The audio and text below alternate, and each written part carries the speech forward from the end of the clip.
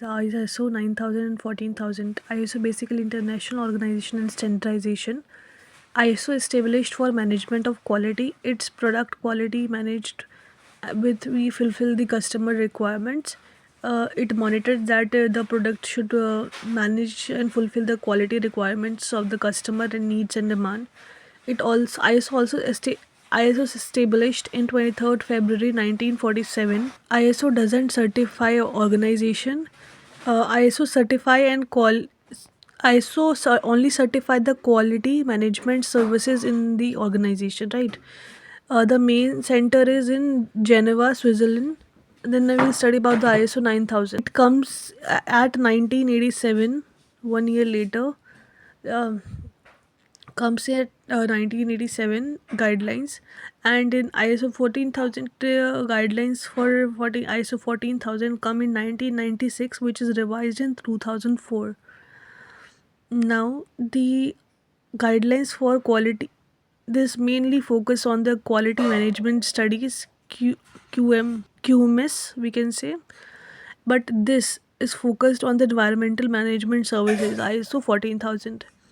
Most recent view of ISO 9000 is 2015, like revised version in 2015.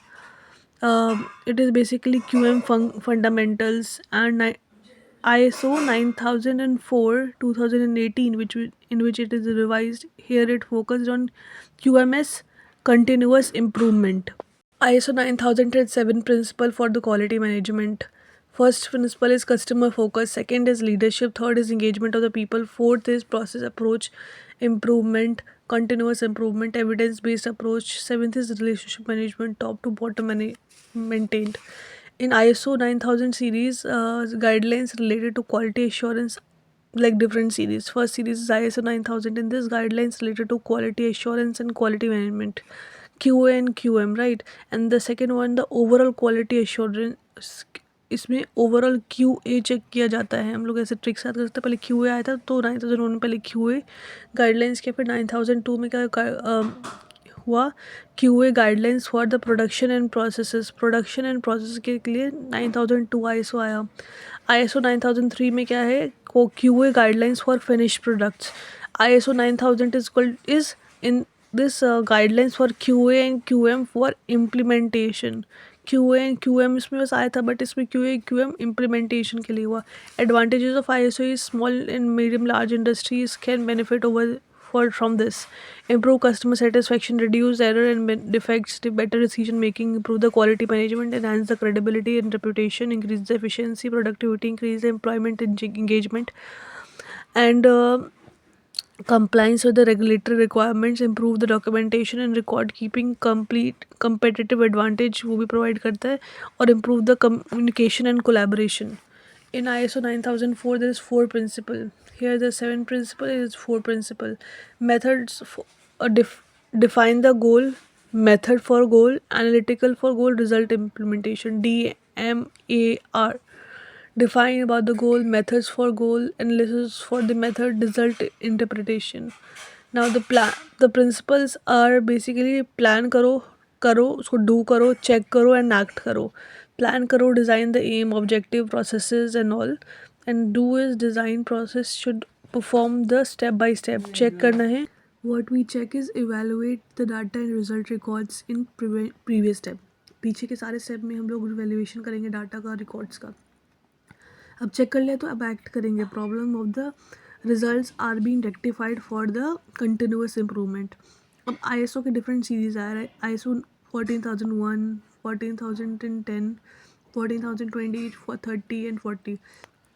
It is beneficial for large medicine and small. तो हम लोग देख सकते हैं कि ISO 14000 जो है वो लार्ज बिजनेस और मीडियम बिजनेस के लिए बहुत बेनिफिशियल. तो small, large and medium business के लिए, सबके लिए अच्छा ही है. पब्लिक एंड प्राइवेट सेक्टर है बेसिकली में, और business am enhancing the credibility and reputation. ठीक है. एडवांटेजेस ऑफ ISO क्या है इसके अंदर, reduce the environmental impact, improve the resource efficiency, cost saving through the reducing wastage, energy consumption, enhances the reputation and credibility, compliance with environmental regulation, इधर भी था but compliant with the regulatory requirements था, but इधर compliance with the environmental regulation, improve the stakeholder relationship, better management of the environmental risk, improve the supply chain management, reduces the environmental liability, improve the community relationship, increasing the business opportunity, alignment to sustain with the sustain. अब इसमें barriers क्या आ सकते हैं? ISO 9000 में basically money हो सकता है, या ट्रेनिंग हो सकता है, या पर वर्क, लाइक वर्क, बहुत वर्क, पेपर वर्क वगैरह सब होता है. ये सब can be the disadvantages as well. Now we'll study about the second topic is NABL, is National Accreditation Board for Testing and Calibration. Repeat. National Accreditation Board for Testing and Calibration is NABL. It is an autonomous body and होता है, and basically under Quality Council of India it comes, and it is established to accredit the labs in India. Mission क्या है इसका? Basically to provide the accreditation to the lab in accordance with the international standards, and it takes the lab to the international standard and accredit them, promotes the excellence in testing and calibration, facilitate the international recognition and acceptance for the test result, promote the excellence, increasing the credibility reports, eliminate the retesting. Key activity क्या है? Basically accreditation of test and calibration labs, development of the accreditation credit criteria and standard, training and awareness program for labs, promotion of lab accreditation in India, international recognition and mutual recognition agreement. Scope of NABL, basically testing labs, biological and chemical, electrical, forensic, fluid flow. These are the labs in testing lab. In calibrating lab, it electrostatic, fluid flow, thermal, and optical comes under calibrating lab. Medical lab, basically clinical, biochemical, clinical, pathological, hematological.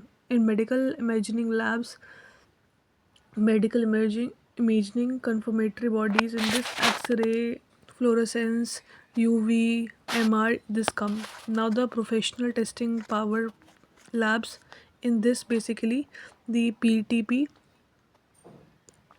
testing, calibrating and medical impacts.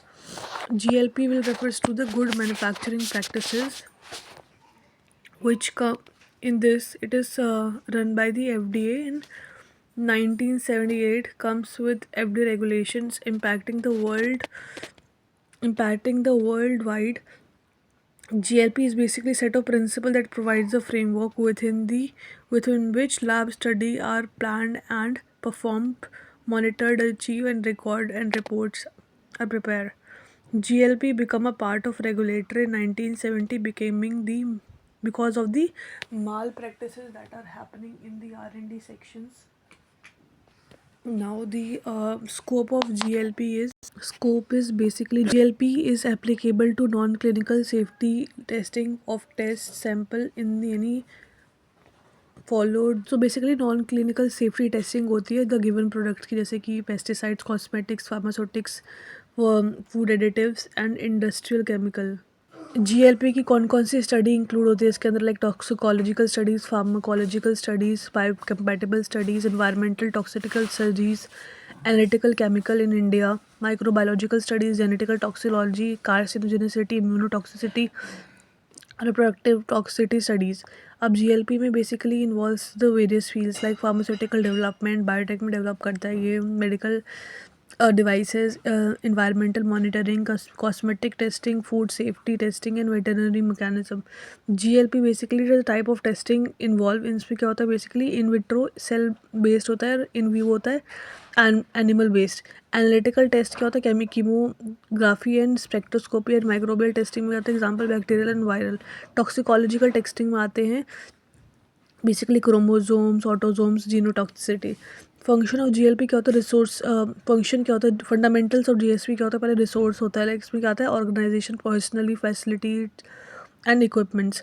Now characteristic में आता है including the test items and test systems, good laboratory practices में. इसके बाद rules जो होते हैं, जैसे study and plan return of SOPs like होने चाहिए प्रिपेयर. और रिजल्ट क्या है? Result like raw data, final reports and achievable and storage area of the resources.